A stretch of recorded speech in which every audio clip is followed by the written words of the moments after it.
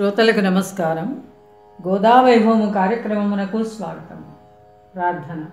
ఉన్మేలిత మహాగోదా వైభవోన్మత్త జీవనం తులసీవన ఘనాసారం కృష్ణం వందే జగద్గురుం. ఈరోజు మనము ఒక అపూర్వమైన అపురూపమైన ఘట్టంలోనికి ప్రవేశిస్తున్నాము. భాగ్యశాలి అయినటువంటి విష్ణు చిత్తుల వారు తమ కుమార్తె పెళ్లి విషయమై శ్రీరంగనాథునితో వివాహం జరిపించడానికి నిశ్చయించుకొని పెళ్లి పెద్దలుగా పెళ్లికి ఆహ్వానితులుగా రావాల్సినదిగా దేవతలందరినీ కూడా పేరు పేరున ఆహ్వానిస్తారు. విందామండి ఆ ఘట్టం.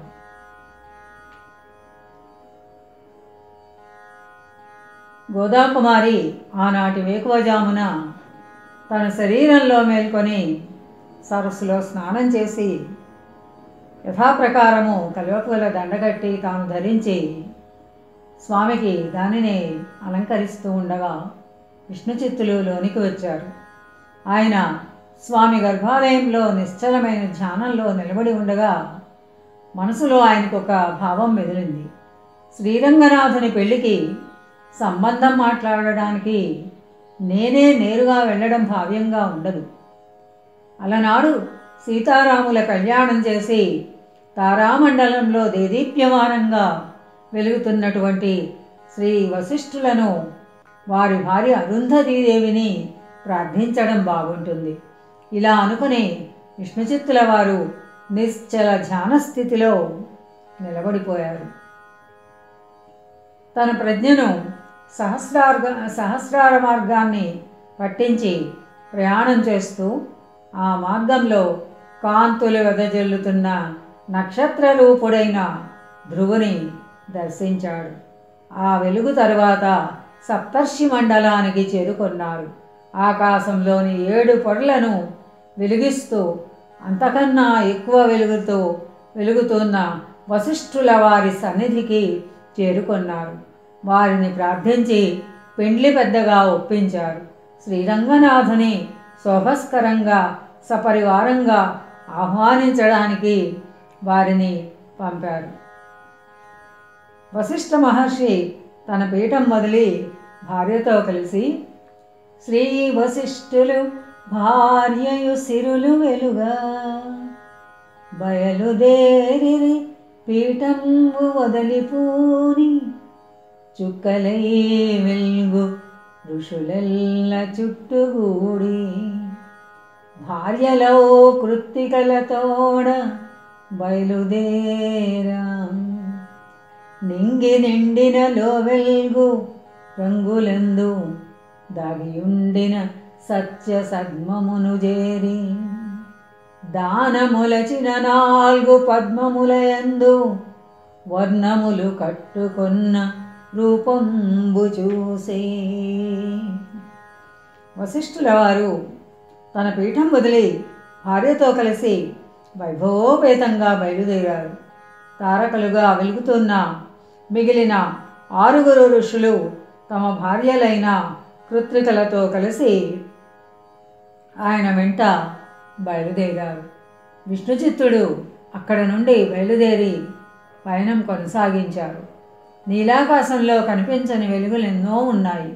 ఆ వెలుగులలో ఎన్నో రంగులు వేర్వేరు లేత ముదుళ్లలో గర్భితమై ఉన్నాయి. సత్యము అనే ఒక లోకం ఉంది. దానిలో 4 పద్మాలు మొలిచి ఉన్నాయి. ఆ 4 పద్మాలలోనూ వర్ణాలతో కట్టుకున్న ఆ రూపం దర్శనమిచ్చింది. ఆ వర్ణరూపమూర్తికి దానిలోని సువర్ణ గోళమూర్తికి విష్ణుచిత్తుడు నమస్కరించాడు. తన ఇంట పెండ్లికి ముందుగానే వేంచేసి తనను అనుగ్రహించవలసిందని ఆహ్వానించి ఆయన సమ్మతిని స్వీకరించి ముందుకు సాగారు. అది బ్రహ్మదేవుని వర్ణన. ఒక పద్మంలో పుట్టిన బ్రహ్మదేవునకు 4 ముఖాలున్నాయని పురాణ వర్ణన. ఈ 4 ముఖాలు సృష్టిలో సంకల్ప, భావమయ, ప్రాణమయ, భౌతికమయ స్థితులకు, అలాగే వ్యక్తుల యొక్క సంకల్ప, భావమయ, మానసిక, భౌతిక వాక్కులకు ప్రతీకలు. ఆ ధనుర్మాసపు చలిలో ఆకాశంలో జాలువారుతున్న మంచు పొరల దారులుగా రూపొందగా ఆ దారుల వెంట విష్ణుచిత్తుడు ప్రయాణించాడు. మంచు బిందువులు పేరుకొని ముద్దగట్టినట్లు కైలాస శిఖరం దర్శనమిచ్చింది. ఆ పర్వత సానువులలో ప్రతిధ్వనిస్తూ సుడులు తిరుగుతోన్న ఢమరుక శబ్దాలలో నుండి దూరి ముందుకు నడిచారు. దట్టమైన పులితోలు దుస్తులుగా ధరించి సర్పాలనే ఆభరణాలుగా అలంకరించుకొని విభూతి పూతలు పూసుకొని ఉన్న ప్రమదనాథులు కనిపించారు. ఐవుణ్ణు మొదలైన ఆ ప్రమదనాథులు 3 అగ్నులతో వెలుగుతున్న త్రిశూలాలను చేతబట్టి కాపలా తిరుగుతున్న ఆ దారులు వెంబడి సాగి లోనికి ప్రవేశించారు విష్ణుచిత్తులు. పరమేశ్వరుని ఢమరకం నుండి 14 శబ్దాలు ఉద్భవించాయని పెద్దలు చెప్తూ ఉంటారు. సంస్కృత వ్యాకరణకారుడు అయిన పాణిని మహర్షి తన గ్రంథంలో ఈ 14 శబ్దాలను నిబద్ధం చేశారు. అవే 14 సూత్రాలుగా, వీటినే మహేశ్వర సూత్రాలు అంటారు. పాణిని వ్యాకరణ గ్రంథ నిర్మాణానికి ఇవే మూల సూత్రాలు. ఈ శబ్దాలనే శివుని ప్రమదనాథులుగా ఇక్కడ చమత్కరించడం జరిగింది. ఈ చమత్కారాన్ని ఇంతకుముందు కూడా కొందరు ఉపయోగించుకున్నారు. ఒకచోట ప్రాతకాలాన నీరెండ ఛాయలో పురి విప్పుకొని ఉన్న ఒక నెమలి ఒక్కసారిగా పురి విదిలించి కులుకుతూ నడుస్తూ ఉంది. పురి విప్పిన ఆ నెమలి ఈకల నీడలో పడగ విప్పి ఒక పాము ఆడుకుంటోంది. ఆ పాము తోకపైన ఎక్కి ఒక ఎలుక గంతులు పెడుతోంది. అబ్బురమైన ఆ దృశ్యాన్ని చూచి ముచ్చటపడిన విష్ణుచిత్తులు అది షణ్ముఖుడైన కుమారస్వామి ఆశ్రమమని గ్రహించారు. ఆ స్వామికి అభిముఖంగా నిలబడి అగ్నిసూక్తాలతో స్తోత్రం చేశారు. ఎలుక పాముకు ఆహారం, పాము నెమలికి ఆహారం. ప్రకృతి సిద్ధమైన ఈ శత్రుత్వాన్ని మరచి దేవలోకంలోని ఆ జంతువులు ఆడుకుంటున్నాయి. ఒకే శరీరంలోని భాగాల వలె అన్యోన్యంగా ఉన్నాయి. నెమలి షణ్ముఖుని వాహనం, పాము సుబ్రహ్మణ్యేశ్వరుని ప్రతిరూపమైన అన్నగారు గణపతి వాహనం ఎలుక. షణ్ముఖుడు అగ్నిపుత్రుడు, అగ్నితత్వానికి అధిదేవుడు. ఆయనకు అగ్ని సూక్తాలతోనే స్తోత్రం చేయాలి. షణ్ముఖుని 6 ముఖాలు ఒకదాని ప్రక్కన ఒకటి వరుస కట్టినట్లుండవు. 4 వైపులా 4 ముఖాలు, పైన ఒకటి కింద ఒకటి, మొత్తం 6 ముఖాలు ఉంటాయి. అటువంటి షణ్ముఖునికి అభిముఖుడై నమస్కరించాలంటే తాను ఆయన హృదయంలో నిలబడి 6 దిక్కులకు నమస్కరించాలి. విష్ణుచిత్తుడు అలాగే నమస్కరించాడని భావించవచ్చు. ఇది ఒక అపురూపమైన భావన. ఇంతకు ఇది మనకు కొత్త కాదు. సంధ్యావందనం చేసిన తరువాత 4 దిక్కులకు పైన క్రింద అనేక దిక్కులకు మనం చేసే నమస్కారంలో ఉన్న యంత్రం ఇదే.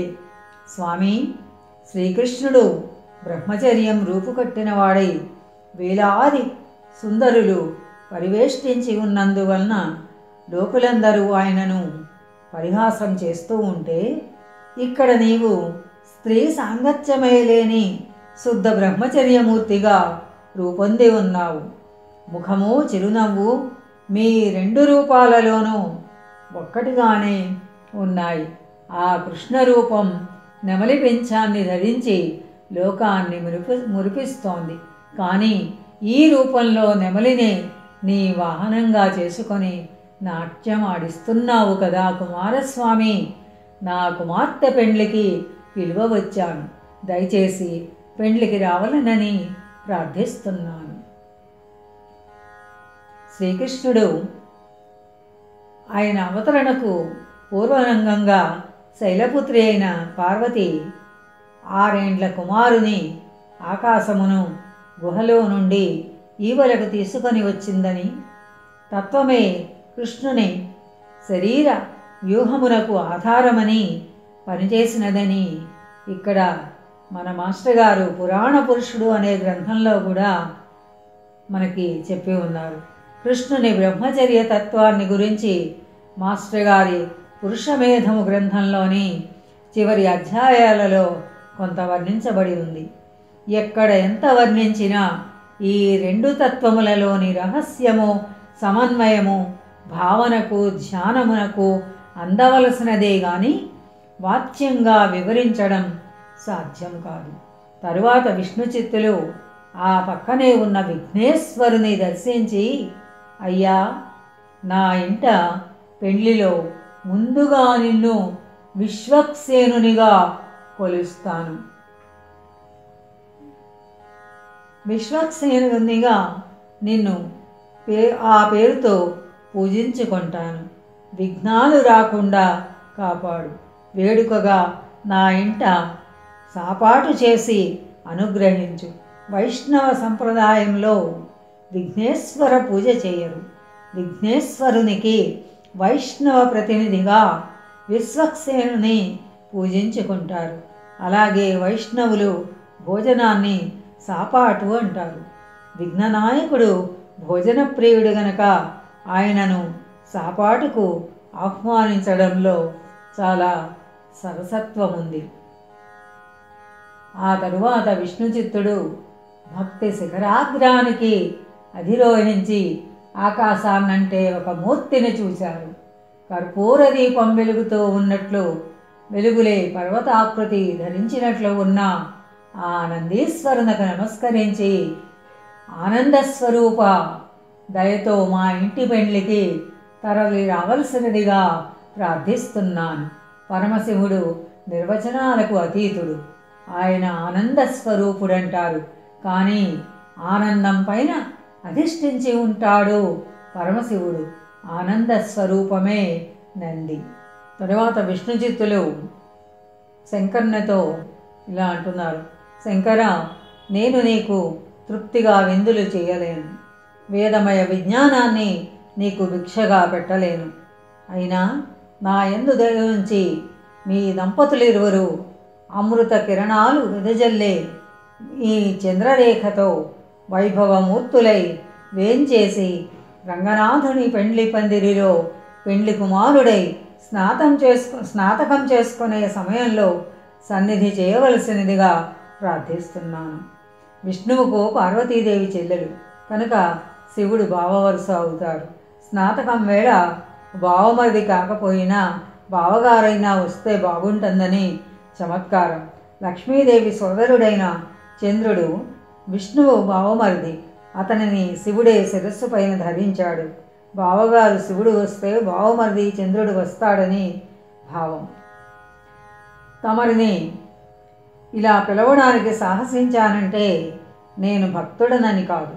బంధువులుగా మేము పిలిచి పూజించడానికి తగిన శక్తి కానీ అవసరమైన సంపద కానీ ఉన్నాయని అనుకోవట్లేదు. సజ్జనుల పక్షాన తాము నిలబడతారనే నమ్మకంతో మాత్రమే మేము ఆహ్వానిస్తున్నాను. అమ్మా హైమవతి, పారాణి చెరుగని పసుపు బంగరు ఛాయ పాదంబు మా ఇంట పాదు కొలిపి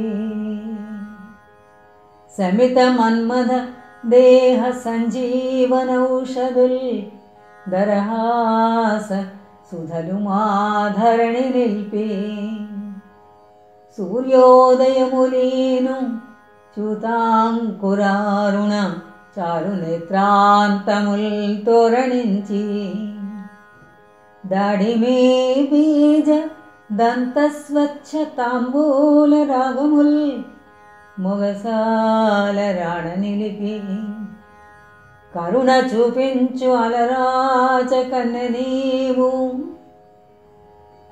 రంగనాథుని పెండ్లికి రమ్మటంచు పిలువ నేనెంత వాడనన్ భీతి కలుగు అయిన పిలిచెద ఆహ్వానమందుకొనుడు.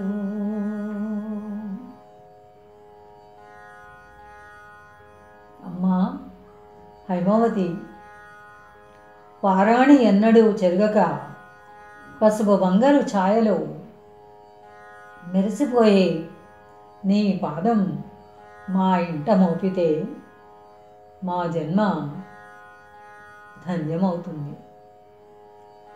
నీ మందహాసాల నుండి కురిసే అమృతధారలే సంజీవనిగా దగ్ధమైన మన్మధుని దేహాన్ని మరల బ్రతికించాయి. అటువంటి నీ చిరునవ్వులు మా భూమిపై అనుగ్రహించు. నీ ఒక్కసారి కన్నులు తెరిస్తే ఆ కన్నుల చివర మామిడి చిగుళ్ళ ఎర్రని వన్నెలో వెలిగే రేఖలు ఒక్కొక్క సూర్యుణ్ణి పుట్టిస్తూ ఉంటాయి. దానిమ్మ గింజల వలె మెరుస్తూ ఉండే తాంబూల రంజితమైన నీ దంతకాంతులు మా ఇంటి ముంగిట ప్రసరించాలి. గిరిరాజతనయ నన్ను కరుణించు. జరుగుతున్నది శ్రీరంగనాథుని వివాహం.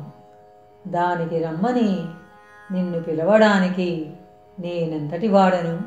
అయినా ధైర్యం చేసి ఆహ్వానిస్తున్నాను, అనుగ్రహించు.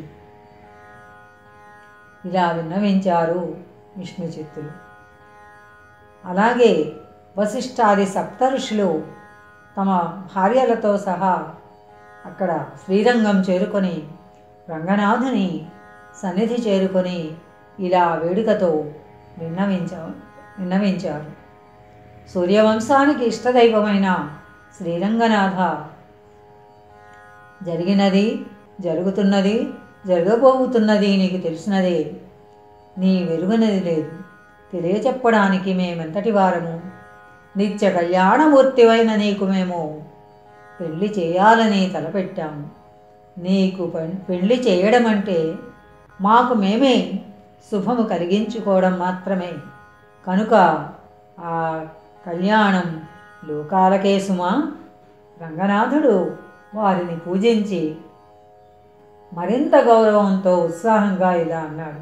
సాధుజనులు చెప్పిన మాట మాకెప్పుడూ సమ్మతమే. అయితే సంబంధం ఎవరితోనో వివరంగా చెప్పండి. అందుచేత మరింత గౌరవం. అప్పుడు కశ్యప మహర్షి ఇలా అన్నాడు. ఈ దగ్గరలోనే విల్లిపుత్తూరు అనే గ్రామం ఉంది.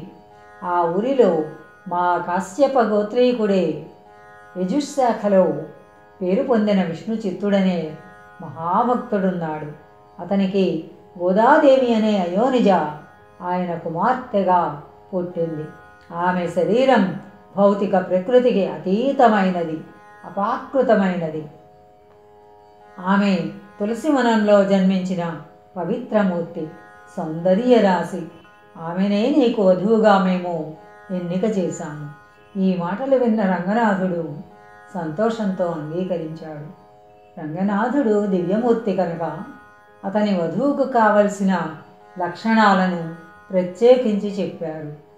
వ్యవహారవేత్తల ముఖ్య లక్షణం ఇది. బ్రహ్మర్షులైన వారు లౌకిక సంప్రదాయాలలో కూడా ఆరితేరిన వారే. శివపార్వతుల కళ్యాణ సమయాన సప్తర్షులు చేసిన పెండ్లి పెద్దరికం కాళిదాసు మహాకవి చక్కగా వర్ణించినట్టే ఇక్కడ మాస్టర్ గారు కూడా గోదా వైభవములో వీరి వివాహ కార్యక్రమము చాలా ముచ్చటగా వర్ణించారు. విష్ణుచిత్తుడు తన ధ్యానం నుండి బయటపడేసరికి సాయం సంధ్య అయింది. సంధ్యావందనాదులు చేసుకొని స్వామి పూజలు చేసి ప్రశాంతి చెందిన మనస్సుతో విశ్రమించారు. గోదాదేవి కూడా గోదదేహంబు గేహాన గోదతాను రంగపతి వక్షమందు విశ్రాంతి చెందే రమ్యమిరువది మూడగు రాత్రియల్లా భక్తులకు కూర్చు నిహపర వైభవములు. గోదాదేవి మరల తన శరీరాన్ని ఇంట పరుండ చేసి తాను రంగనాథుని హృదయసీమలో విశ్రమించింది. అటువంటి ఈ 23వ రాత్రి భక్తులకు ఇహపర వైభవాలు సమకూర్చుగాక. స్వస్తి సశేషం. మోహన్ వాణి తెలుగు పాడ్కాస్ట్ వింటున్న శ్రోతలందరికీ హృదయపూర్వక ధన్యవాదాలు. ఏమండోయ్, ఇప్పటివరకు మన ఛానల్కి సబ్స్క్రైబ్ చేసుకోకపోతే ఈ క్షణమే వెంటనే సబ్స్క్రైబ్ చేసుకుని ఆ పక్క నుండి బెల్ బటన్ని మ్రోగించండి. అప్పుడు నేను చేసే అప్డేట్స్ అన్నీ మీ ముందు ప్రత్యక్షమవుతాయి.